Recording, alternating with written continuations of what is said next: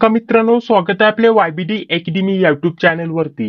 या व्हिडिओच्या माध्यमाने आज आपण भारतीय सीईटी 2025 चा ऑनलाईन अर्ज भरताना डॉक्युमेंट अपलोड करताना काही विद्यार्थ्यांना प्रॉब्लेम येत आहे, तर तो प्रॉब्लेम कसा सॉल्व्ह करायचा याबद्दल डिटेलमध्ये माहिती आजच्या या व्हिडिओच्या माध्यमाने आपण जाणून घेणार आहोत. तर त्यासाठी नक्कीच या व्हिडिओला पूर्ण बघा.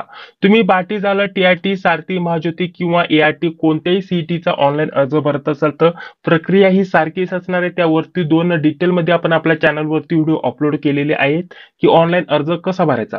परंतु तरी देखील विद्यार्थ्यांचे कमेंट्स येत होते की आम्हाला डॉक्युमेंट अपलोड करताना प्रॉब्लेम येत आहे, तर नक्की डॉक्युमेंट कसे अपलोड करायचे याच्यावरती डिटेलमध्ये माहिती सांगा. तर हा व्हिडिओ त्यावरतीच होणार आहे मित्रांनो. बघा, एका विद्यार्थ्याचा संपूर्ण ऑनलाईन अर्ज भरून घेतलेला आहे. आता इथून फक्त त्याचे डॉक्युमेंट अपलोड करून फॉर्म सबमिट करायचा आहे.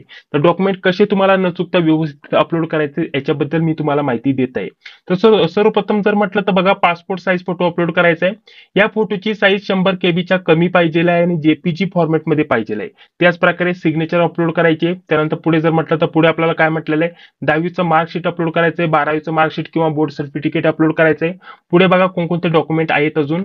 पुढे आपल्याला ग्रॅज्युएशनचं, त्यानंतर पुढे डोमसाईल, आधार कार्डचं फ्रंट किंवा बॅक साईड अपलोड करू शकता. कास्ट सर्टिफिकेट, कास्ट व्हॅलिडिटी तुम्ही येस केलं असेल तर तुम्हाला अपलोड करावी लागणार आहे.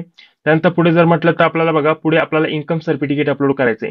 तर एवढे डॉक्युमेंट तुम्हाला इथं अपलोड करायचे. तर बघा, आता प्रत्येक डॉक्युमेंट अपलोड करताना जर म्हटलं तर त्याची साईज आणि फॉर्मॅट इथं दिलेलं असतं. ठीक आहे. तर त्या साईज मध्ये तुम्हाला फोटो इथं बनवणं गरजेचं असतं. तर तो फोटो कसा तुम्हाला रिसाईज करायचा किंवा फॉर्मॅट कसं चेंज करायचं हे मी तुम्हाला सांगतो. आता एवढे जे पण डॉक्युमेंट तुम्हाला इथं दिलेले आहेत, सर्वप्रथम तुम्हाला मोबाईलच्या कॅमेऱ्याने त्यांचा व्यवस्थित फोटो काढून घ्यायचा किंवा स्कॅनरने तुम्ही स्कॅन करू शकता, काही अडचण नाही. फोटो काढल्यानंतर तो फोटो आपल्या मोबाईलमध्ये JPG फॉर्मॅटमध्ये सेव्ह असतो मित्रांनो, काही अडचण नाही. फॉर्मॅट काही चेंज करण्याची गरज नाही. मात्र जर म्हटलं तर फोटो आणि सिग्नेचर JPG फॉर्मॅटमध्ये म्हटलेले आणि इथून खाली जर म्हटलं तर सर्व डॉक्युमेंट हे PDF स्वरूपामध्ये अपलोड करायचं. तर PDF कसं करायचं फोटोचं ते देखील मी तुम्हाला सांगणार आहे. आणि त्याच सोबत फोटोचं आपल्याला जी साईज आहे ती कमी जास्त कशी करायची ते देखील सांगणार आहे. तर बघा, आता पासपोर्ट साईज फोटो आपण इथं अपलोड करत आहे. तर त्यासाठी इथं आपल्याला न्यू टॅब ओपन करायचंय आणि रिसाईज फोटो अशा प्रकारचा आपल्याला सर्च करायचंय.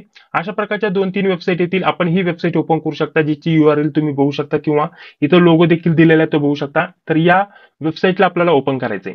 आता या वेबसाईटला ओपन केल्यानंतर सर्वप्रथम पासपोर्ट साईज फोटो जो आहे त्याची जी साईज आहे 100 केबीच्या कमी पाहिजे. तर इथून तो फोटो सिलेक्ट करायचा आहे. तर बघा, फोटो मी इथं सिलेक्ट केलेला आहे. त्या फोटोची साईज सध्याला जर म्हटलं तर 131 KB आहे.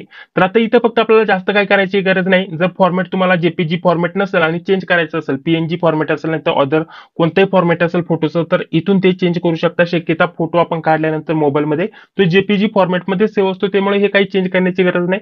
परंतु तरी देखील तुम्ही चेंज करू शकता. इथे फोटोच्या पुढे जे डॉट देऊन जे असतं फॉर्मॅट दिलेलं असतं ते तुम्ही इथं बघू शकता. ते देखील तुम्ही इथून चेंज करू शकता.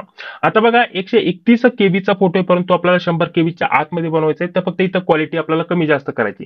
जसं की इथं 80 मी करतो. ठीक आहे. तर इथं जर म्हटलं तर 80 किंवा इथं जरी एवढंच जरी ठेवलं 90 क्वालिटी, तरी आपला फोटो रिसाईज होऊन येणार. तर क्वालिटी आपल्याला सिलेक्ट करायची, थोडीशी कमी करायची. वाढवायची असेल तर हे पर्सेंटेज वाढवायची आणि कमी करायची असेल तर कमी करायची. तर आता मी 90च इथं राहून देतो. आपली साईज किती होती ते बघूयात. इथं रिसाईज फोटोचं ऑप्शन आहे, इथे मी क्लिक.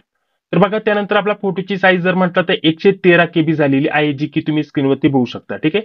आता 113 KB साईज झालेली आहे. तर आपल्याला थोडंसं आता मी पुन्हा येतो इथं क्वालिटी जर म्हटलं तर आता 80% मी इथं करून बघतो. ठीक आहे. तर आता 90 होते तर 80 मी इथं करतो आणि रिसाईज फोटोचं ऑप्शन आहे, इथं क्लिक करतो. तर बघा, आता 72 KB झालेली आहे. आता आपला फोटो इथं अपलोड होऊ शकतो, कारण 100 KBच्या कमी झालेला आहे. तर इथं फक्त डाउनलोडचं ऑप्शन आहे, आपला फोटो इथं डाउनलोड होऊन येईल. ठीक आहे. अशा प्रकारचा फोटो इथे डाउनलोड झाला. तर आता आपल्याला जास्त काही करायची गरज नाही. इथं आपल्याला फोटो जो पण डाउनलोड केलाय तो अपलोड करायचा आहे, तर तो देखील मी अपलोड करून दाखवतो. तर बघा, फोटोची साईज आपण इथं आपल्याला बरोबर जेवढी पाहिजे होती तेवढी करून इथं आपण अपलोड केलेली आहे. त्याच प्रकारे सिग्नेचर देखील इथं आपण सिग्नेचरची साईज कमी जास्त करू शकता इथं. तर पटकन मी सिग्नेचरची साईज देखील कमी करतो. त्यासाठी याच वेबसाईट वरती येऊन आपल्याला सिग्नेचरचा फोटो इथे सिलेक्ट करायचा. तर बघा, यामध्ये 127 KB आहे. तर मी रिसाईज फोटो 80% पर्सेंटेज करून इथं रिसाईज करतो. तर 67% झालेले. आता फक्त डाउनलोड करतो आणि इथं फोटो जो आहे तो अपलोड करून घेतो. बघा, इथं आपल्याला सिग्नेचर अपलोड करायचं ऑप्शन आहे, इथे मी अपलोड करतो. तर बघा सांगितल्याप्रमाणे आपल्याला जेवढी साईज पाहिजे होतं, फॉर्मॅट पाहिजे होतं, तो फोटो आपण बनवला आणि इथं अपलोड करून देखील घेतलेला आहे. थोडासा ब्लर दिसत असेल, पण बाकी तुम्हाला कसं अपलोड करायचं ते समजून आलं असेल. आता इथून खाली आपल्याला हे जर म्हटलं तर जेपीजी फॉर्मॅटमध्ये अपलोड करायचं नाहीये, तर सर्व डॉक्युमेंट आहेत ते पीडीएफ स्वरूपामध्ये अपलोड करायचे. आता पीडीएफ आपल्याला कसं बनवायचं, पीडीएफ स्वरूपामध्ये कसं फोटो ट्रान्सफर करायचा ते देखील सांगतो. तर न्यू टॅब ओपन करतो. इथं इमेज टू पीडीएफ आपण सर्च करू शकता. ठीक आहे. अशा प्रकारचं तर एक नंबरचीच वेबसाईट ओपन करू शकता. I love PDF. तर इथं कन्वर्टचं ऑप्शन आहे. इथं आपण क्लिक करू शकता. ठीक आहे. तर बघा अशा प्रकारचं ऑप्शन येईल. आपल्याला भरपूर ऑप्शन आहे. जेपीजी टू पीडीएफ दिलंय, वर्ड टू पीडीएफ अशा प्रकारचे वेगवेगळे आहेत. परंतु आपल्याला जेपीजी म्हणजे इमेज टू पीडीएफ पाहिजे. तर इथून आपल्याला सर्वप्रथम ते जे पण आपल्याला अपलोड करायचे ते सिलेक्ट करायचंय. जसे की सर्वप्रथम आपल्याला 10वीचं बोर्ड सर्टिफिकेट किंवा मार्कशीट अपलोड करायचंय. तर ते आपल्याला रिसाईज करणं गरजेचं आहे. तर ते मी इथं सिलेक्ट करतो. तर बघा मार्कशीट जर आलेलं आहे ते तुम्ही स्क्रीनवरती बघू शकता. आता जर म्हटलं तर आपल्याला फक्त इथं कन्वर्ट टू पीडीएफचं ऑप्शन असतं, यावरती क्लिक करायचंय. ह्याच्यामध्ये आपल्याला काय वेगवेगळं करण्याची गरज नाही. जे ऑटोमॅटिकली सिलेक्ट असतं तेच राहून द्यायचंय. ठीक आहे. आणि कन्वर्ट टू पीडीएफचं ऑप्शन आहे, यावरती क्लिक करायचंय. यावरती क्लिक केल्यानंतर ऑटोमॅटिकली आपलं जे पीडीएफ आहे ते कन्वर्ट होऊन येईल. इथं बघा फक्त आपल्याला आता डाउनलोड बटनावरती क्लिक करायचंय. ठीक आहे. तर डाउनलोड वरती क्लिक केल्यानंतर आपलं पीडीएफ इथं डाउनलोड झालं. त्याची साईज वगैरे तुम्ही बघू शकता, केबी मध्ये साईज दिलेली आहे. आता या पीडीएफची साईज जर 300 केबी पेक्षा जास्त असेल तर आपल्याला पुन्हा त्याची साईज कमी करावी लागणार आहे. सर्वप्रथम हे अपलोड करून दाखवतो. तर बघा इथं आपण आलो. इथं आपल्याला 10वीचं मार्कशीट अपलोड करायचं. इथे चूज फाईल वरती क्लिक करून मी ते अपलोड करतो. तर बघा इथे आपलं जे डॉक्युमेंट आहे ते अपलोड झालेलं आहे, जे की अशा प्रकारचं मार्क होऊन येतं. परंतु आपल्याला एक गोष्ट लक्षात ठेवायची, आता तुम्हाला सांगितलं की पीडीएफ मध्ये कन्वर्ट कसं करायचं. जसं की फोटो तर तुम्हाला समजून आलं, परंतु पीडीएफची साईज देखील कधी कधी जर म्हटलं तर 300 केबीच्या जास्त असणार आहे. आता पीडीएफ आपल्याला फोटो टू पीडीएफ कसं करायचं हे सांगितलं. पुन्हा आपल्याला मागे मागे यायचं. ठीक आहे. मागील टॅब तुम्हाला ओपन करायचं. पुन्हा इथं तो फोटो अपलोड करायचा. ज्याचा आपल्याला पीडीएफ बनवायचं ते पीडीएफ बनवून झाल्यानंतर डाउनलोड करायचं. आणि जर तुम्हाला त्या पीडीएफची साईज 300 केबी पेक्षा जास्त असेल तर ती देखील कमी करावं लागणार आहे. मग त्यावेळेस तुम्हाला पुन्हा पीडीएफ सर्च करावं लागणार आहे. ठीक आहे. पीडीएफ रिसाईज किंवा अशा प्रकारचं आपण सिलेक्ट करू शकता. पीडीएफ रिसाईज केल्यानंतर अशा प्रकारचं आपल्याकडे येईल. तर आपल्याला इथं रिसाईज पीडीएफची पहिलीच वेबसाईट ओपन करू शकता किंवा 2 नंबरची आय लव्ह पीडीएफचीच वेबसाईट आहे. तर ही देखील तुम्ही ओपन करू शकता. इथे आपण जे पण पीडीएफ बनवलं त्याची साईज 300 केबी पेक्षा जास्त झाली तर ती साईज कमी करणं गरजेचं असणार आहे. तर ते पीडीएफ आपल्याला इथे सिलेक्ट करायचं. ठीक आहे. तर पटकन मी सिलेक्ट करतो दाखवण्यासाठी. तर बघा हे आपण पीडीएफ सिलेक्ट केलेलं आहे. आता यामध्ये जर म्हटलं त्याची साईज कमी करायची, कॉन्फरन्स पीडीएफ वरती क्लिक करायचं.